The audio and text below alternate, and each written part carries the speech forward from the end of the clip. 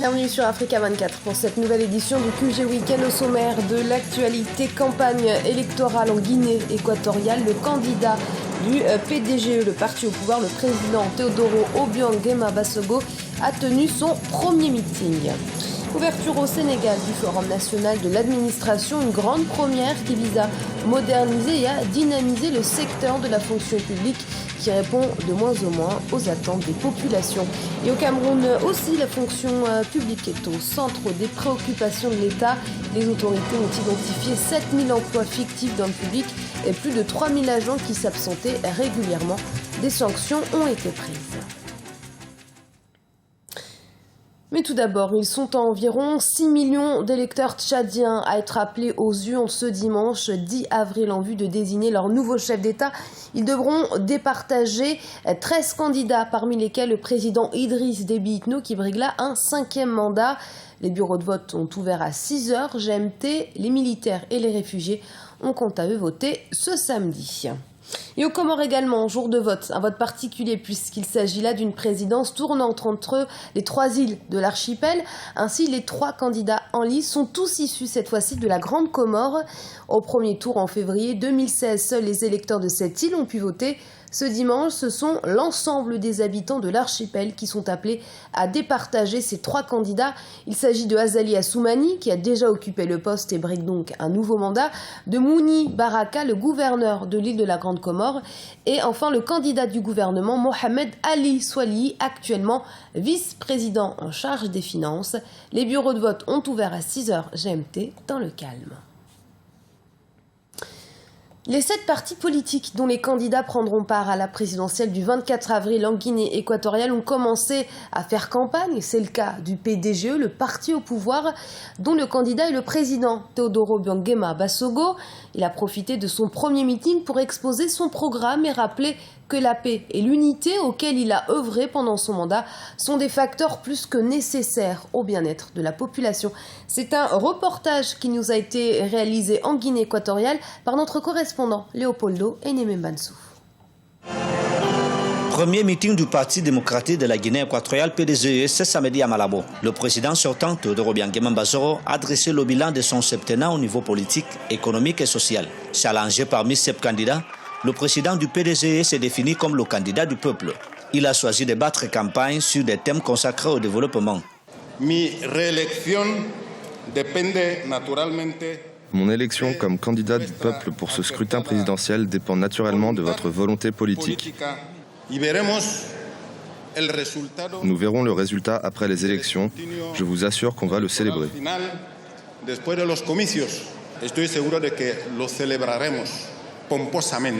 Soutenu par 9 partis politiques, le PDGE semble connaître une avance sur ses adversaires, mais rien n'est gagné d'avance. Il lui faudra proposer aux électeurs un plan crédible sur la lutte contre le chômage, l'équité et la prospérité partagée. Pour son premier meeting à Malabo, le candidat du PDGE a présenté un programme électoral basé sur la promotion de l'activité industrielle, l'amélioration du système éducatif et sanitaire et la mise en place d'une politique efficace de contrôle des fonds d'État. Todo el pueblo tiene que luchar para terminar con la corrupción. Tout le monde doit lutter pour l'éradication de la corruption et de l'abus dans le pays. Les votes contre le candidat du peuple que je suis signifieraient le rejet de la paix qui existe en Guinée équatoriale. Systématiquement la paz que reina actualmente en Guinée équatoriale. La Guinée équatoriale a connu un fort ralentissement économique au cours de ces dernières années. À Malabo, plusieurs citoyens équato-guinéens ont subi les effets de cette récession. Nul doute que le thème du chômage sera au cœur même des débats lors de cette campagne. Et sachez que l'ex-premier ministre burkinabé Yacouba Issac Zida et son épouse ont décidé de renoncer à des terrains acquis lors de la période de transition. Il s'agit notamment d'un terrain de plus de 18 000 m² à Ouaga 2000, l'un des quartiers les plus huppés de la capitale burkinabé.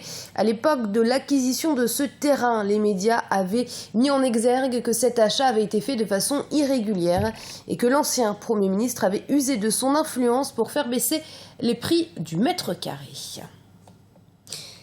Le Forum national de l'administration s'est ouvert ce samedi 9 avril à Dakar, la capitale sénégalaise. C'est le premier du genre dans le pays. Il vise à redynamiser et à moderniser une administration à bout de souffle en vue de satisfaire davantage les usagers. Sujet de Siamlo, Victoria Sechi. Comment construire une administration au service des usagers? C'était la question centrale du Forum national de l'administration initié par le président sénégalais Macky Sall. Ouvert ce samedi 9 avril au Centre international de conférence Abdou Diouf de Diamniadio, le forum a pour objectif d'ouvrir un dialogue constructif et fécond entre l'administration, le public et les investisseurs. Le président Macky Sall a insisté sur la nécessité pour l'administration de se mettre au service du développement par sa compétitivité et sa performance. L'administration doit être au service des usagers par sa proximité, sa simplicité, sa disponibilité, sa célérité, la lisibilité et l'efficacité de son action. Mesdames et messieurs, au-delà de ces vertus, l'administration est tenue de s'adapter aux exigences citoyennes. S'adapter pour être une administration de développement, afin de mieux assumer son rôle de locomotive, vecteur de compétitivité et de performance. Le Forum national de l'administration s'inscrit dans les mêmes objectifs que le plan Sénégal émergent. La rencontre a mis l'accent sur les nouvelles réformes à mettre en œuvre dans les services publics. Ces réformes devraient aboutir, entre autres, à une dynamisation de l'administration et contribuer à maintenir un climat économique favorable aux investisseurs. L'administration doit y jouer un rôle moteur. L'administration, c'est l'animateur des politiques publiques. L'administration doit répondre aux besoins des populations à travers le service public. Et c'est la raison pour laquelle, si l'administration, par exemple, reste au niveau où elle était, par exemple, il y a très longtemps, je pense que nous ne pourrons pas avancer. Le forum d'aujourd'hui, c'est passer au-delà des lourdeurs pour tirer les meilleurs enseignements. Et je pense que c'est l'invite qu'on nous a reçu donné aujourd'hui. C'est à partir d'aujourd'hui, aller au-delà de ces lourdeurs, tirer les meilleurs enseignements pour que les citoyens sénégalais soient satisfaits de leur administration.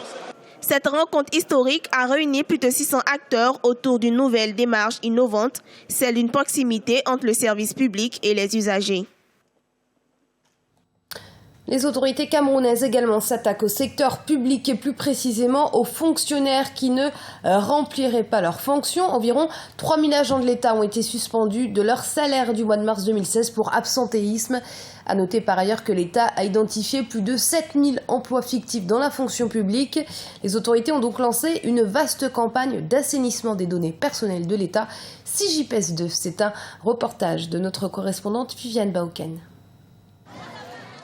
La phase répressive de l'assainissement du fichier solde de la fonction publique camerounaise a démarré à la fin du mois de mars 2016. Près de 3000 agents de l'État ont vu leur salaire du mois de mars suspendu. Ces fonctionnaires sont considérés par l'État du Cameroun comme des absentéistes. Cette mesure conservatoire devra permettre à ces agents de l'État de régulariser leur situation d'ici le 29 avril 2016. Disons que la suspension de leur salaire est une mesure conservatoire. Le ministre de la fonction publique leur a donné jusqu'au 29 avril 2016 pour pouvoir clarifier leur situation administrative auprès des gestionnaires des ressources humaines de leur administration utilisatrice. Donc, passé ce délai, nous allons passer à une autre étape qui va aboutir certainement à leur révocation de la fonction publique pour ce qui est des fonctionnaires ou à leur licenciement de la fonction publique pour ce qui est des contractuels. Selon le ministre de la fonction publique et de la réforme administrative, ils sont au total 7000 personnels publics qui sont dans une situation irrégulière. La plupart issus des corps enseignants et des médecins qui, selon des sources officielles, seraient allés chercher fortune ailleurs. Il en va de même des jeunes qui ont été recrutés dans le cadre des 25 000 jeunes dans la fonction publique. Le chef de l'État avait instruit leur recrutement. Beaucoup sont venus, se sont fait recruter, ont signé des contrats de travail et par la suite, sous prétexte que les salaires n'étaient pas suffisamment motivants pour eux, ont abandonné leur poste de travail et sont allés ailleurs à l'étranger, dans le secteur privé. Cette opération se déroule dans le cadre de l'assainissement des données personnelles de l'État, CJPES 2, instruit par le Premier ministre, chef du gouvernement. Dans la mise en œuvre de cette instruction, la fonction publique camerounaise a engagé une opération de mise à jour des données du personnel du service public, ce qui a conduit au démantèlement de milliers de fonctionnaires fictifs dans l'administration. Et ce journal a été préparé par l'ensemble de la rédaction. Merci de l'avoir suivi.